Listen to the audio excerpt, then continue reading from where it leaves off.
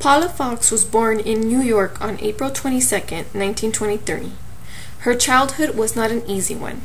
Her mother, Elise, was a hard-hearted woman and a reluctant mother, and her father, Paul, was an on-again, off-again screenwriter and novelist. When Paula was only a few days old, her parents left her in an orphanage. From there, she was passed from home to home, including a stay when she was 5 with Elwood Corning, a congressional minister who took the baby girl into the home he shared with his invalid mother in New York, Hudson's Valley. An avid reader, poet, and history buff, her beloved Uncle Elwood had a profound influence on Fox. The Reverend Corning taught her to read and to appreciate the works of authors like Rudyard Kipling, Eugene Fields, and Mark Twain. He also told her tales of the Revolutionary War and other events in history. All these stories rubbed off on the young Fox. When she was 5, she said she had her first experience of being a ghostwriter of sorts. She once related recalling how the minister once accepted her suggestion to write a sermon about a waterfall. For an instant, she added, I grasped consciously what had been implicit in every aspect of my life with the minister, that everything could count, that a word spoken as meant contained in itself an energy capable of awakening imagination, thought, and emotion. It was this experience that first inspired Fox to become a writer. At age 8, Fox spent 2 years on a Cuban sugar plantation with her Spanish grandmother. Here, Fox quickly picked up Spanish from her fellow students while attending classes in a one-room schoolhouse. Though she determined at age 7 that she wanted to be a writer, she didn't publish her first novel until she was 43. She went through various jobs. She was first a teacher, a book reader for Warner, a salesperson, model, and lathe operator. Soon then, she married Richard Sigerson in 1948 and had 3 children, Adam, Gabriel, and Linda. But then the couple divorced in 1954. Fox then returned to New York and attended Columbia University from 1955 to 1958. However, because of financial difficulties, she was unable to complete her degree. Fox then married Martin Greenberg, sometime editor of Commentary, a respected translator of Faust, and brother of the art critic Clement Greenberg, in 1962. In 1963, Martin won the Guggenheim Fellowship Award, which gave Fox the support and time to write. She then embarked on 2 novels. Her first novel, which was Poor George, which she published in 1967, was her first adult novel. This novel is about a restless, soft-spoken teacher named George who teaches at a private school in Manhattan. Depressed by his life of vague moral purpose, George discovers a local young boy named Ernest breaking into his house. Rather than handing the boy over to the police as his nagging wife insisted, George instead decides to tutor him. As he's tutoring him, he notices that his life consequently implodes. The second novel, which was actually her first children's novel published in 1966, was Marie's Room. This book's genre is juvenile fiction. This book is about a little boy named Maurice who is a collector. It doesn't matter how big or clumsy something is. If he likes it, he'll bring it home, and with the help of his friend Jacob, get it into his room somehow. Marie's room is his special museum. But Marie's parents can't stand it. They've tried everything to make him get rid of his collection, from having him take trumpet lessons to giving him brand new toys.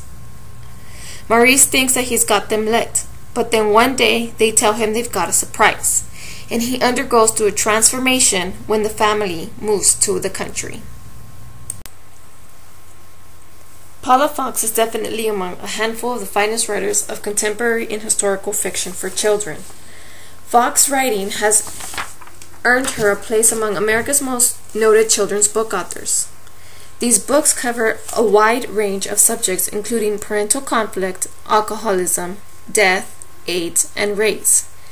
Frequently, her young protagonists are emotionally withdrawn children who undertake a journey that is symbolic of their emotional development. Her ability to address these topics honestly and bluntly makes her style unique.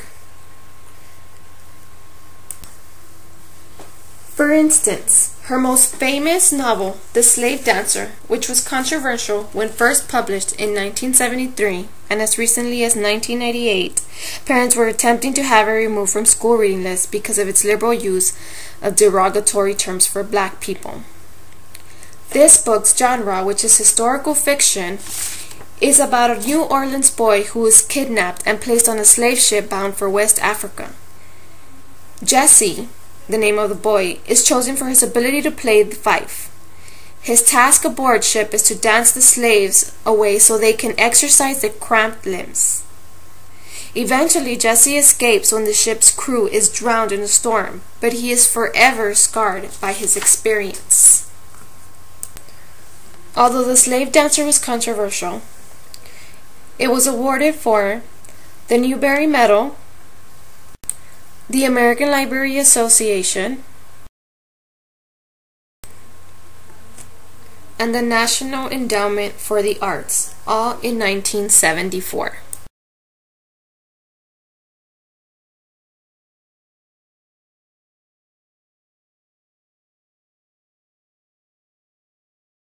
Other children's books that received numerous awards were Blowfish Live in the Sea, which was published in 1970. It got the National Book Award finalist in Children's Book category in 1971.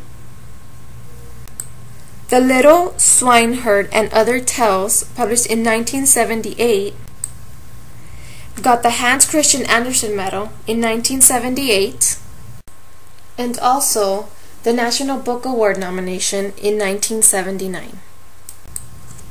Also, A Place Apart, which was published in 1980, which got a New York Times Outstanding Books listing in 1980,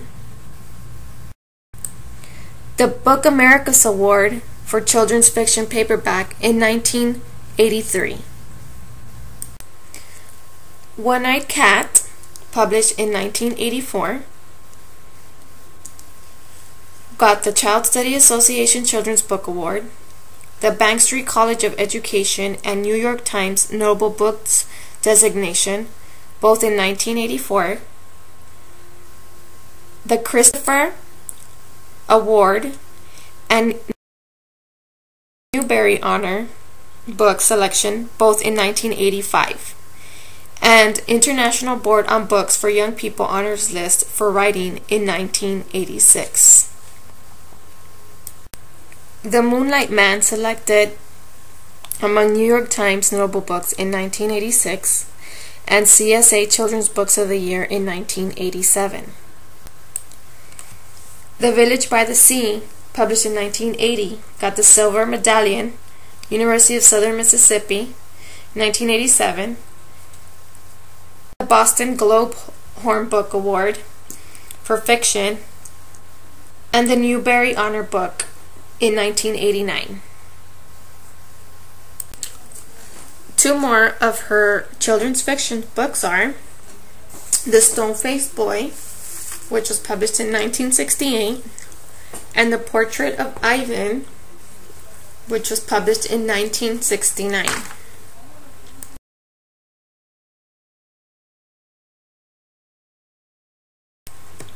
Fox has also published several adult fiction novels, one being The Desperate Characters, which is considered contemporary fiction and published in 1970. This book was also produced into a movie by Frank D. Gilroy, which he also named The Desperate Characters. In this film, it stars Shirley MacLaine and Kenneth Mars. Other of her adult fiction novels are The Widow's Children, published in 1976, and The Servant's Tale, published in 1984. In 2001 and in 2005, Paula published two memoirs, one called The Borrowed Finery, and another which was called The Coldest Winter. Fox currently still lives and resides in New York City with her husband of 42 years, Martin Greenberg.